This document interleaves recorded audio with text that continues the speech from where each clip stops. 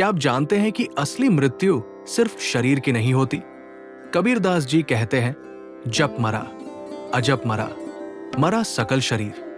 कहें कबीर ताका मुआ, जो हरि विसरायो नीर। आज हम समझेंगे कि इस दोहे में कबीर ने हमें क्या रहस्य बताया है। क्यों सिर्फ शरीर मरने से आत्मा नहीं मरती और असली अमरता कहाँ छिपी है। इस वीडियो में हम जानेंगे कबीर का ये गूढ़ संदेश, जो उपनिषद, गीता और अन्य आध्यात्मिक ग्रंथों से भी जुड़ा है। अगर आप पूरे वीडियो तक हमारे साथ रहेंगे तो आपको जीवन, मृत्यु और भक्ति को देखने का एक नया दृष्टिकोण मिलेगा। तो चलिए शुरू करते हैं और जानते हैं कबीरदास जी की ये अमूल्य सीख। कबीर का दोहा, जप मरा अजप मरा, मरा सकल शरीर। कहें कबीर ताका मुआ, जो हरि विसरायो नीर। भावार्थ, संत कबीर इस दोहे में सच्ची भक्ति और आत्मा के अमरत्व का गूढ़ ज्ञान दे रहे हैं। वे बताते हैं कि सभी प्रकार की बाहरी साधनाएं, जप, तप, ध्यान और शरीर नश्वर है, लेकिन जिसने हरि, ईश्वर को भुला दिया वही वास्तव में मर चुका है। जप मरा अजप मरा, मरा सकल शरीर। जप मंत्र जाप नश्वर है, अजप बिना बोले ध्यान भी नश्वर है और अंततः ये शरीर भी नष्ट हो जाता है। सभी सांसारिक कर्म, साधनाएं और ये भौतिक शरीर अंततः मृत्यु को प्राप्त होते हैं। कहें कबीर ताका मुआ, जो हरि विसरायो नीर। कबीर कहते हैं कि वास्तव में मरा वही है जिसने हरि, ईश्वर को भुला दिया। जो व्यक्ति भगवान के नाम को भूलकर केवल संसारिक चीजों में उलझा रहता है, वही असली मृत है। आध्यात्मिक व्याख्या। 1. बाहरी साधनाएं और शरीर सब नश्वर है। भगवद गीता 2.17 में श्री कृष्ण कहते हैं, अविनाशी तो तद्विद्धि येन सर्वमिदं ततम। जो आत्मा अविनाशी है वही वास्तविक सत्य है, बाकी सब कुछ नष्ट होने वाला है। कबीर इसी सत्य को बताते हैं कि मंत्र जाप, जप और मौन ध्यान, अजप भी नश्वर है, क्योंकि वे भी शरीर के साथ समाप्त हो जाते हैं। ये शरीर भी एक दिन मिट्टी में मिल जाएगा। इसलिए केवल बाहरी साधनाओं में उलझना व्यर्थ है। जो सबसे महत्वपूर्ण है वो है हरि स्मरण, यानी ईश्वर की भक्ति और उनके प्रति सच्ची श्रद्धा। श्रीमद् भागवत 11.23.57 में कहा गया है, मृत्यु समीपे किमु यज्ञदानम, स्वर्गाय नैवार्थम पिय धीरा। मृत्यु के समय कोई भी यज्ञ या दान व्यक्ति को बचा नहीं सकता। केवल ईश्वर का स्मरण ही मुक्ति दिला सकता है। इसलिए सच्चा जीवन वही है जिसमें ईश्वर का ध्यान हर क्षण बना रहे। 2. कौन वास्तव में मरा है?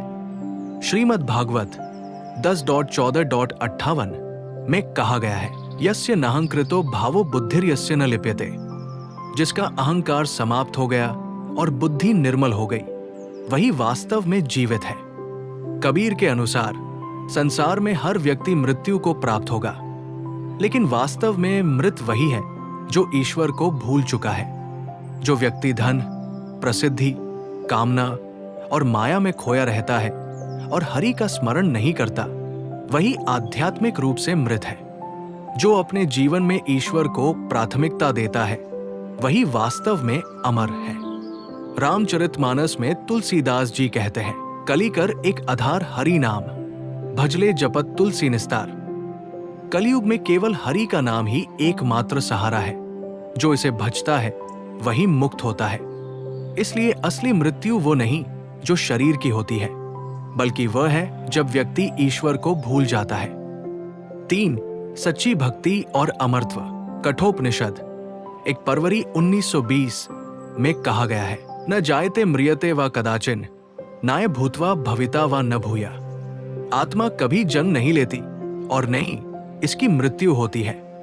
कबीर समझाते हैं कि जो व्यक्ति ईश्वर का स्मरण करता है वो मृत्यु से परे चला जाता है।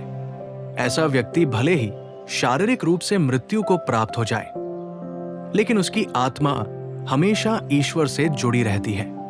जो हरि को भूल गया वही वास्तविक मृत है, क्योंकि उसकी आत्मा माया में खो गई है। भगवद गीता 8.5 में श्री कृष्ण कहते हैं, अंतकाले च मामेव स्मरण मुक्त्वा कलेवरम।